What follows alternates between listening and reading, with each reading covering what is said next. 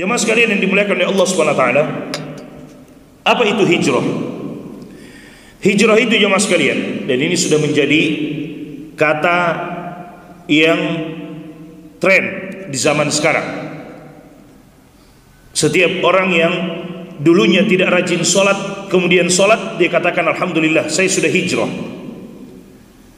Orang yang dulunya suka dengan musik-musik, kemudian berpindah kepada murattal Al-Quran, dia katakan alhamdulillah saya sudah hijrah.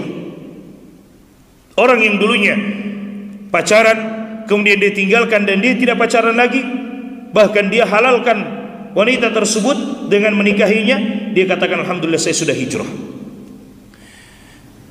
Ini benar makna hijrah.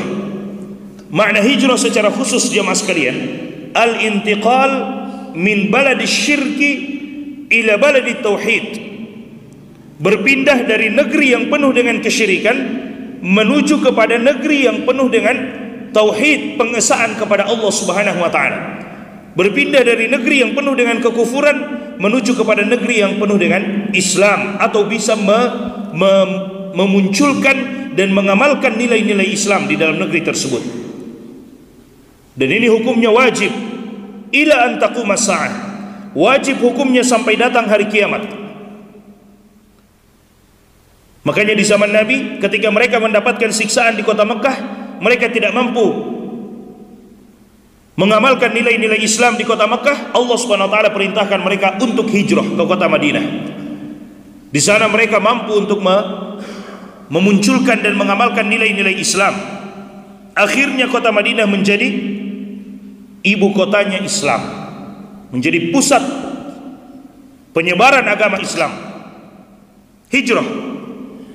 Tapi ketika kota Mekah sudah menjadi kota Islam pada tahun ke-8 Hijriah, yaitu Fathu Mekah, maka Nabi SAW mengatakan la hijrata ba'dal fathi.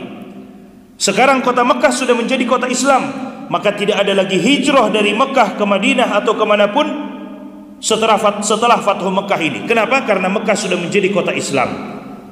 Mereka sudah mudah untuk mengamalkan nilai-nilai Islam di dalamnya.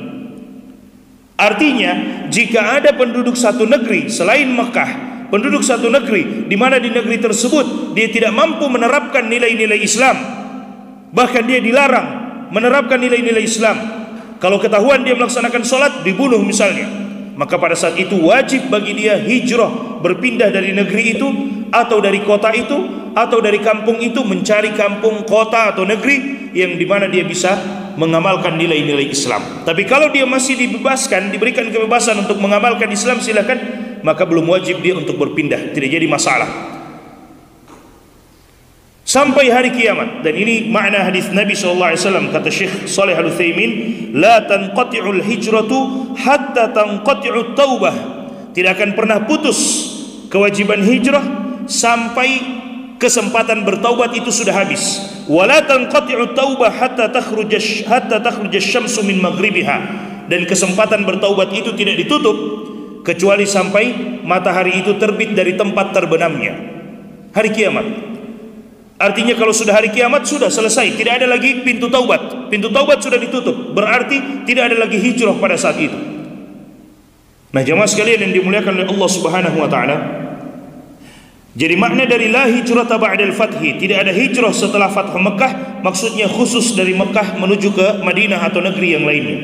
Adapun negeri-negeri yang masih kaum muslimin masih tertindas di dalamnya, jika mereka punya kemampuan maka mereka wajib untuk hijrah. Tapi kalau mereka tidak punya kemampuan, maka mereka bertawakal kepada Allah Subhanahu wa taala pada saat itu. Jadi hijrah secara umum maknanya adalah, atau secara khusus maknanya adalah berpindah dari satu negeri yang penuh dengan kekufuran, kesyirikan, menuju kepada negeri yang bisa, di mana mereka mentauhidkan Allah, mengesahkan Allah Subhanahu wa taala. Secara umum kata para ulama, hijrah itu adalah al-intiqal min halil ma'siyah ila ta'atillah. Berpindah dari keadaan di mana dia masih bermaksiat kepada Allah menuju kepada ketaatan kepada Allah Subhanahu wa taala. Makanya orang yang tadinya tidak sholat kemudian sudah sholat, dia katakan alhamdulillah saya sudah hijrah. Tidak sholat adalah bentuk maksiat, tidak taat kepada Allah, kemudian dia berpindah salat, dia taat kepada Allah, maka pada hakikatnya dia adalah seorang muhajir. Dia adalah orang yang sedang berhijrah.